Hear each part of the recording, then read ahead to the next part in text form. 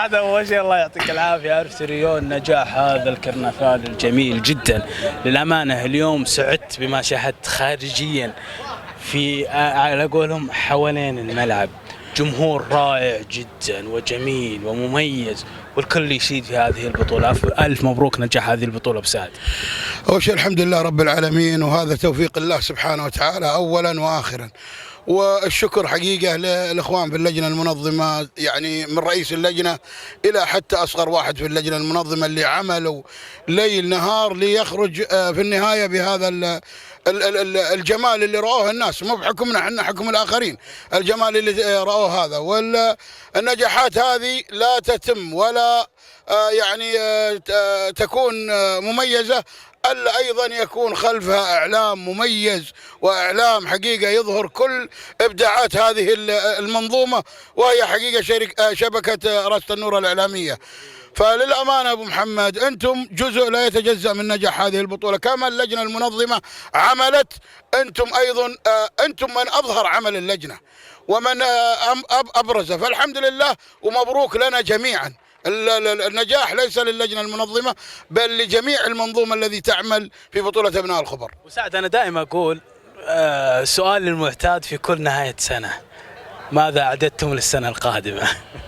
والله تونا قاعدين نتكلم مع يعني الإخوان في يشهد الله في شركة بيبسي، وأيضا المنظم للحفلات أمتي، انه يعني ان شاء الله السنه الجايه ودنا نجيب حاجه مختلفه، يعني نفكر فيها.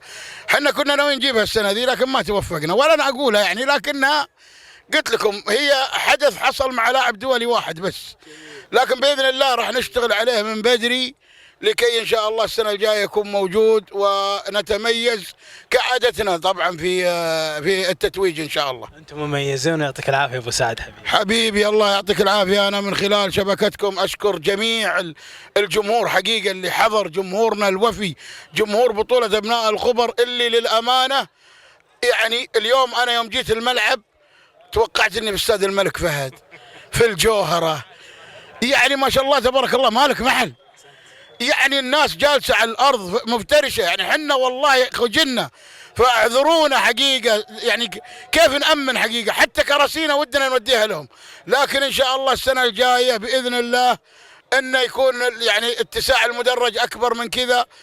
السنه هذه استحدثنا مدرج العوائل، السنه الجايه ان شاء الله نكثف العوائل للجمهور المعتاد. وللامانه الجمهور شكرا حجم السماء. العافية أبو يوسف. اليوم المهندس محمود الرتوعي وعدنا، أنا وجهت له هذا السؤال وقلت له اليوم لما أغلب الجماهير لم يعني يتحصلون على أماكن، وعدنا إن شاء الله السنة الجاية بيكون هناك خطة جميلة من أمانة المنطقة الشرقية. شكرا أبو سعد والله يعطيك العافية. كلمة أخيرة حاب تقولها؟ الكلمة حقيقة الأخيرة من قبل منبركم، أول شيء أشكر رئيس بلدية محافظة الخبر المهندس مشعل الحربي، وأيضا نائبه الأستاذ موسى العنزي حقيقة رئيس الخدمات. تفاجأنا حنا حقيقة اليوم بحضور المميز لوكيل الأمين المنطقة الشرقية للخدمات الأستاذ محمود الرتوعي، اللي فاجأنا حقيقة، وإن كان جاء يعني للأمانة فهو من أبناء الخبر، يعني فإذا جاء هو يعني كضيف، أو هو ما جاء كراعي أو جاء كضيف، جاء كابن من أبناء الخبر، وهذا يسعدنا للأمانة.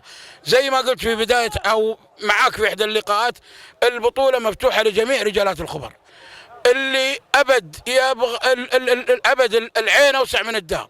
فمن خلال منبركم أنا أشكر حقيقة رئيس البلدية، أشكر مساعده، أشكر حقيقة الأمين أو وكيل الأمين العام بالمنطقة الشرقية للخدمات الأستاذ محمود الرتوعي، أشكر حقيقة كل الداعمين اللي دعموا بطولة أبناء الخبر في الفترة الحالية، وأقول بيض الله وجيكم، ولولا دعمكم ومساندتكم لما استمرينا وبقينا في هذه البطولة، فشكرا لكم جميعا. الله وجهك يا ابو سعد. الله يعطيك العافية محمد، شكرا.